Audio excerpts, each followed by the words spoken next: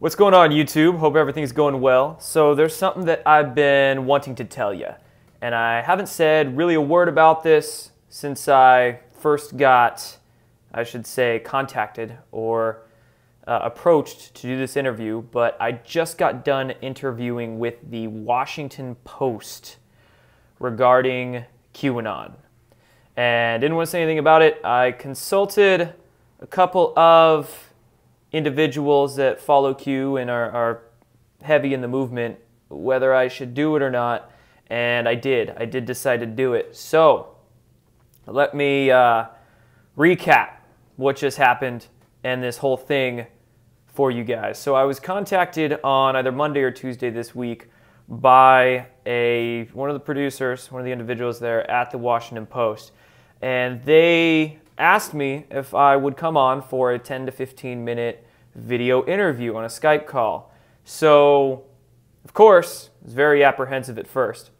And like I said, I consulted a handful of people I trust and whose opinions I respect. And they said that, you know, shit, why not? Just go and do it. And that was kind of my sentiment with it as well, you know? Why the heck not? Someone's going to do it. They're going to get someone up there to talk about it. So, you know, as someone I talked to about the whole thing told me, just go martyr yourself, man. Vindication will come sooner or later anyway, so who cares what the fallout's going to be from this? It's just all about getting the word out there. And that's how I felt. So I decided to do it. And like I said, I wanted to keep quiet about it this week. I didn't want to say anything about it. Part of the reason why I really haven't done that much work this week on YouTube or elsewhere is because I wanted to just kind of get my mind correct, you know, focus on the task at hand. So, interestingly enough, in the lead up to today though, as I sent a couple emails back and forth with the producer there, I asked them if they would let me know the questions they wanted to ask me in this interview beforehand. This was a couple of days ago. And go frickin' figure, the answer I get was that no, it's against our policy to, I guess, supposedly let people know the questions they want to tell them before they tell them, and BS, you know, BS. So that's how I feel about that. But still decided to do it. You know, I could venture to guess what they were going to ask me. All I had to do was take a look at all the other mainstream media articles that were written about Q and the narratives they try to spin in these articles, and you can take an educated guess. I took an educated guess as to what they were going to ask me, and I was fairly correct in assuming which questions they were going to ask. So anyway, called with them today. They called me on Skype. And it was supposed to be a video call. I figured that I would be seeing somebody at the other end, you know, on the screen at the other end of the Skype. But I don't even remember the excuse they gave me. But they said that they couldn't do video for whatever reason, and audio is all that I would be able to hear. But they were capturing my video and my audio. So I just said, okay, you know. And she asked some, you know, there's some small talk at the beginning, yada, yada. I don't do small talk. But then we got into the questions, and it was, like I said, pretty much exactly what I was expecting. Went into what is Q, went into, and I figured that they were going to bring this angle up, talked about, but, you know, making the inference. They were making the inference that Q is a dangerous, you know, people who talk about it are dangerous people and they're crazy loons and yada yada. And I was just calm as possible, you know. You guys, Q, I tried to do you a good one here, the best of my abilities, you know. But I tried to remain calm, and I was nervous, for sure I was nervous, man. Jeez. You guys know that I always wear V-necks. Like, what? I put on a freaking nice shirt. Definitely a little anxious, but, you know, I've done this, talked about it 1,000 times, so same thing, and very easy questions. What is Q? You know, the evidence suggests that it's a public intelligence dissemination operation, basically a back channel that the Trump administration is using 4chan and 8chan to, you know, get us information, tell us what's going on behind the scenes, et cetera, et cetera. So there was that question. They were asking me a little bit about myself, you know, where I come from, my background. And then they were also asking me, you know, what tips do you have for people? What do your friends and family around you think? Blah, blah, blah. And I think I surprised her with that one. She was probably expecting me to say that everybody around me thinks I'm nuts or something like that. But I'm like, everybody around me freaking believes in it. I mean, I do work with them. You know, most of my friends are my business partners or coworkers or something like that. So, yeah, and they try to get me to repeat a couple questions for whatever reason. You know, maybe there was actually a connection issue as they claimed, or they wanted to try to catch me up or catch me slipping on something I had to repeat, but just repeated the same thing. Like I said, I've done it 1,000 times talking about this stuff, so try to do that to them. But don't get me wrong, I recorded the damn thing. I see everybody in these comments, they're saying, oh, why would you do that? WAPO is going to trash it. Of course they're going to. I mean, that's like the head of the media beast there, the main head on the beast of deep state mainstream media. You know, of course I recorded the whole frickin' thing. I did the same thing with the Jim Jeffries appearance on Comedy Central. I had my phone in my pocket recording the audio the whole time. So I still have like a 90-minute audio file of that whole interview that they chopped down to 5 minutes. This interview was 25 minutes. I definitely recorded it. So I'm not going to not record it. I'm not an idiot. So I have the whole thing. We'll see how they chop it up, you know, what they do to it. Like I mentioned earlier, and like somebody told me, basically just martyr yourself and we'll get the message out there, and then vindication will come sooner or later. So, you know, you can think what you want about me doing it, but I just felt like it was what's right. When Q said that they're going to be coming back publicly, it's pretty weird. I don't know if I got contacted by WAPO before or after that. I think it was before that, or after that. Q started posting again a few days ago. I was like, shoot, I'll help it. I'll help it go public to the best, like I said, to the best of my abilities. You know, I'm not coming in this to, it was intriguing because one question they asked me was trying to get me to espout my own particular beliefs, but they were vaguely asking the question in terms of Q. And I said, you know, what you get from Q is what you get from Q. And I reiterated that in this point. I said, it's up to everybody and their individual selves to read it, research it, and take what they get from it. So me coming into this interview, I wasn't trying to bring my own, what could we say, my own beliefs, my own brand, or my own ego, we could say, even into this. I was just trying to straight, flatline information out there. This is the case. There it is. So did that to the best of my abilities, you know, tried to sneak the name of my channel or my website into like the middle of my responses as much as I could to give their editor a tough time. We'll see. So, you know, a little bit of promo there, but just trying to stumble up whatever they have to do with production of it. But again, yeah, we'll see what they chop this up and try to do with it. I did the best I could to let them know. I mean, shoot, I let them know that the mainstream media sucks right there talking to them. That didn't get awkward. No, it wasn't awkward. They were very nice. They were very cordial, but of course, you know, that's how they operate. So, yeah, I did the best of my ability to just give the truth, give what I think, what the case is out there, make those who believe and follow and talk about Q seem as level-headed and normal and intelligent as possible, because really we are, right? We see the way the real world is, so that's what I was telling them. But that's that, guys. I mean, we'll see.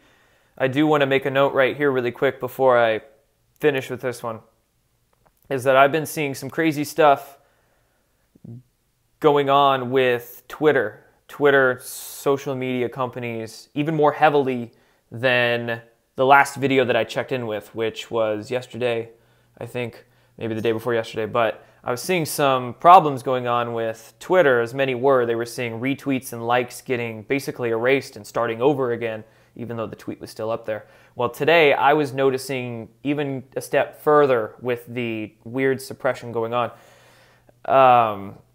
and this has to do with Q. You know, I saw some mainstream media reporters, they were NBC reporters, taking stabs at Q in their tweets today. And I mean, what else is Twitter for than to just talk some shit? So I decided to tweet at them, and I said, you know, well, I should say what they were saying, the digs they were taking at Q, the NBC reporter said, how are Facebook groups so large? They got 100,000 people devoted to QAnon and Pizzagate, but something. I don't even remember the context of it, but I basically said, I replied and commented, maybe if the mainstream media would start reporting more truth and less misinformation, there would be less people perusing Facebook groups for information and actually watching your channel. And they started replying to me. And I tried to go and follow these NBC reporters and then reply to their tweets. And Twitter literally wouldn't let me. It kept saying that I was blocked from their profile when I wasn't blocked. It was, I could see all their tweets and stuff. But I hit follow, and every time I hit follow, Twitter said, you're blocked from following this account. I said, okay. Then I went and tried to reply to their tweets, and it said the tweet had been deleted. That's the error message that Twitter kept giving me when I kept trying to reply to these tweets. So I was like, I called it blocked, not blocked. I was blocked, not blocked on Twitter. You know, they were literally blocking me from applying and commenting on things. But the reason I'm saying this whole story and telling you guys this is because I foresee that, again, we're going to get a big new wave, I'm sure, of Q discrediting pieces. And you know, my face might very well appear in one. And this could very well happen at the same time that Twitter is completely fidgeting with their algorithms. I mean, these retweets and likes that are just getting erased. And I don't know if it's happening to any other accounts, but my account, at least, I literally couldn't follow people. I couldn't reply to blue check marked profiles. So I wonder if this is something that is going to coincide, this huge wave of QAnon debunks with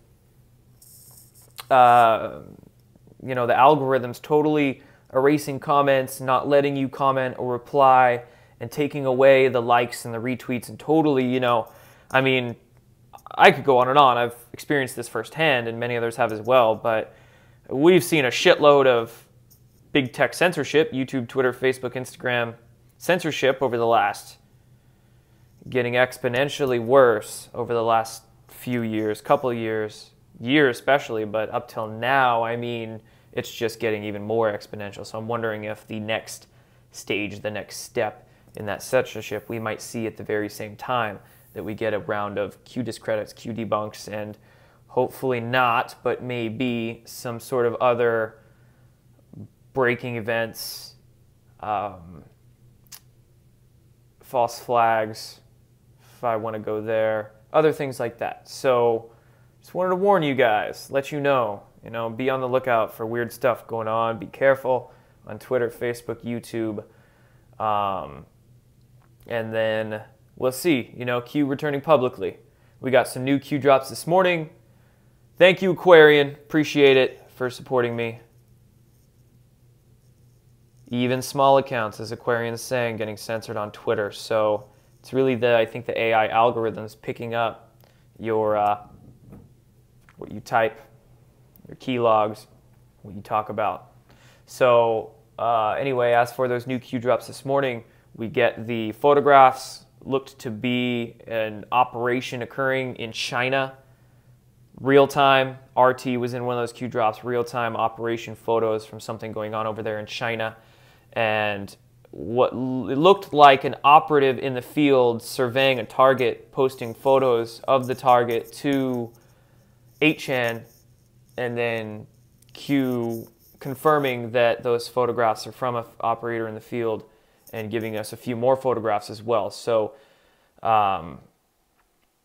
looked to be like, I think Joe M on Twitter put it, that it's like we're riding in the sidecar or passenger seat of the cop car on a bus. It's kind of what he used the analogy of.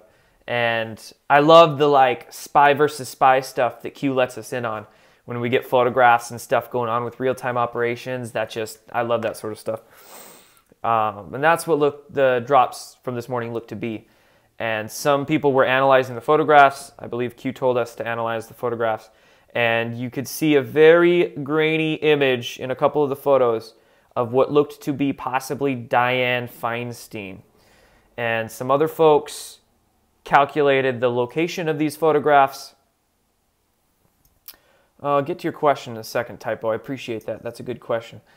I saw some Anons figured the location of these photographs, and they brought it to China, in that province in China, Chongqing, I believe, if I'm saying that correctly, Chongqing, China, which we got photographs from Q before, and a lot of connections between Dianne Feinstein and possibly treasonous acts with China. So this could have been a surveillance operation that we were let in on through Q's drops this morning of assets surveying Dianne Feinstein, maybe on some unannounced trip to China. You know, I did a quick Google trying to figure out where Feinstein was, but I couldn't, so maybe she's on some down low trip to China that's not really on the down low anymore, right? Yeah, we're watching you. Anons watch you, you bad actors. Ain't gonna do it too well. And then lots of stuff going on with vaccines. I've been meaning to do a video on vaccines. I actually went to the House hearing in the state of Washington here last week and got some video from the House hearing and the rally afterwards where 2,000 people were there and Robert F. Kennedy Jr. spoke. I got some video of him speaking to that rally. And there's that freaking story going around of that teen vaccinating that has direct ties into the CDC. So I'm going to be doing a video on that today or early tomorrow. And lots more content coming up. Like I said, this week was just kind of lots of stuff going on this week on the back end that didn't let me do too much content on YouTube, but I'll get back to it here. And as Typo's question, let me get back to that. Benefit to posting your interview video first. You see, what I wanted to do, I didn't want to say anything before I actually did the interview. Now that I did that interview, I want to talk about it here, but I want to see what they do with it, and then I'll put that out, you know, depending on if and what they do with it. Because I mean, maybe they won't put it out. I don't want to go and put this out if they don't even, you know, do anything with the ball. But we'll see what they do with the ball. If they go on the offense, I got my own offensive truth right here. You know, authenticity, nothing cut, edited, the raw footage. So, yeah, will be interesting for sure, guys. I appreciate your support for me doing this. I just decided to do it. Why not? You know, why not? It's an opportunity. And, you know, you can say, oh, they're just going to chop it up and it's the deep state propaganda. Why would you even do that? But just look at how, just look at how Donald Trump goes about the mainstream media. He doesn't shy away from them. He doesn't turn a blind eye. He just, boom, goes right at them with the truth, with, you know, dark to light. So we have to bring it to these individuals because, I mean, they're just going to spin their narrative however they want anyway. So why not try to give them a difficult time doing that? Or why not try to get our voices, our names and faces out there to try to, I mean, heck, sure, maybe 100 people, out of every 100 people, 99 people are going to brush this off as crazy, but say one person that didn't believe before sees me in a WAPO article or whatever and decides to type in my YouTube channel, my name, finds my website and watches some videos. Even if one person gets woken up from it, that's good. That's a great thing. So everybody matters. Where we go one, we go all, right? And I did make it very clear that we are all the researchers and people need to think for themselves and research for themselves. I definitely made that clear. So I made as much as I could, as clear as I could for them. And did the best I could for all of you out there, all of you Q followers and Q believers and people who spread information on it. You know, I did the best I could for all of you. And I did the best I could for Q, Trump, the patriots behind the scenes, those who are dependent on us to share and spread the word, just as much as we're dependent on them for guidance, way showing, lead the way. Thanks Q, thanks Trump. But it's a two-way street. They're dependent on us, all of us citizen journalists out here to do the legwork in sharing and spreading the message. So did the best I could against Goliath there, little David me against WAPO Goliath. So we'll see what they decide to do with it. Thank you all for your support, and I'll be back on this channel very soon. Done.